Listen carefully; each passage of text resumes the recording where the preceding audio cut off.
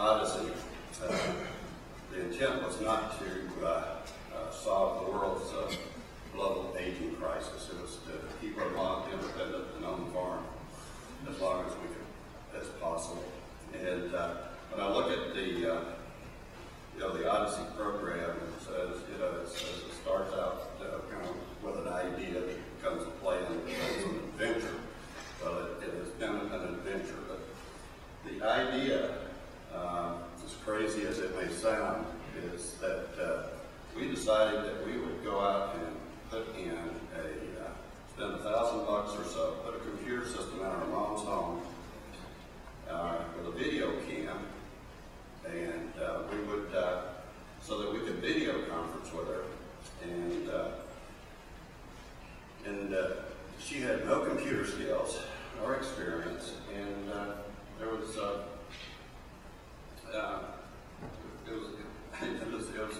it was like how's she going to use this? And as crazy as it may sound, that idea enabled us to keep her independent and on the farm, for probably 2.5 years beyond where we would have been able to do that. And the thing that was just driving us was, first of all, that Mom was, the farm was where she was happiest. That's where she wanted to be. It was the only home that she had ever known.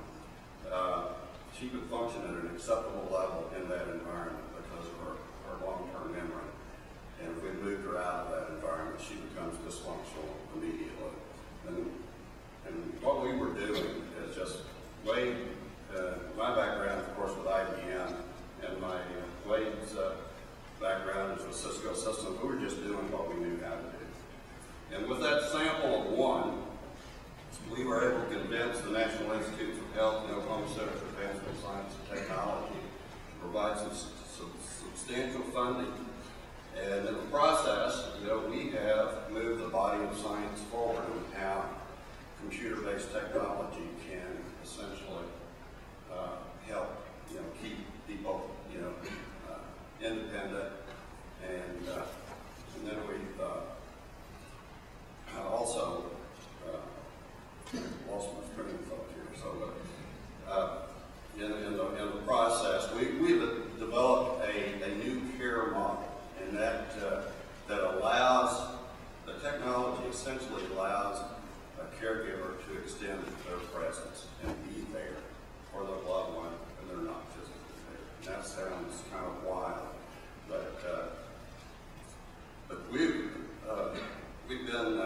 received unbelievable press. Our caregiving story has been in every major newspaper in the United States, parts of Canada. We've made the USA Today website. It's just the Wall Street Journal, the Financial Times in London, and what started out, in Lavaca, Arkansas, was showcased on the NBC Today show. And what I'd like to do is show you that video.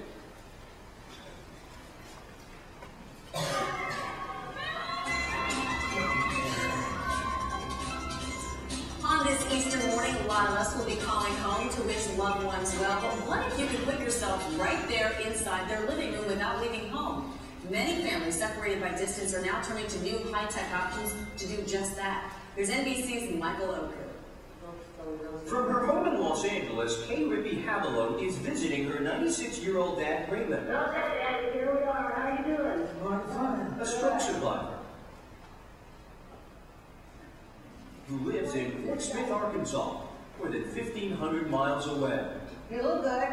Habelow stays connected, Let's see the frogs. able to look after her father through Attentive Care, an internet-based caregiving system that uses video conferencing. That means no more reliance on the phone. It's like sitting right there in the room with them. He feels like he is same mate. I feel better because I know how he is, how he looks, and it's in real time.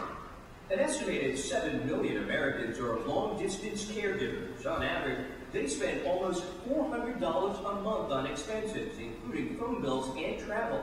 Habelow, her father's only child, said she spent $1,500 a month on travel alone.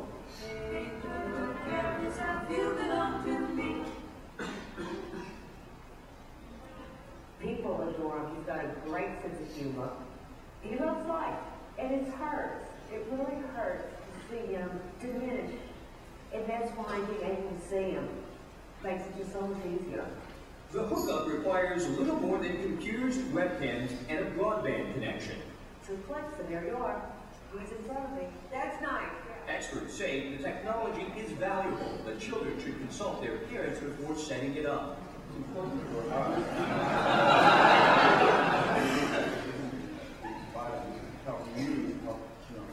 Helping my state of mind, my peace of mind, and allow you to stay in your home. Pablo can post memos on her father's screen, reminders about medications, even vacation pictures. The comfort of being able to look in my father's eyes and know that he is okay is absolutely priceless. I love you, Daddy. For today, Michael Oku, NBC News, Los Angeles. Bye. At 50.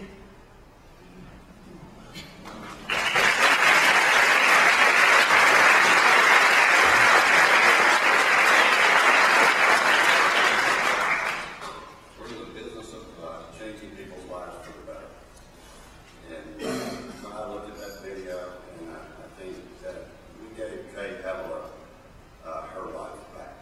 And almost every system we put in, that takes place. You know, Kay told me, she says, my dad, she says, first of all, says, my dad and I have grown closer together than we've ever been in our entire lives in the last 12 months. And it's just fun to watch, you know, that, you know, take place. And but now we're at the kind of the point that says, okay, now where do we go from here? And I mentioned that we didn't set out to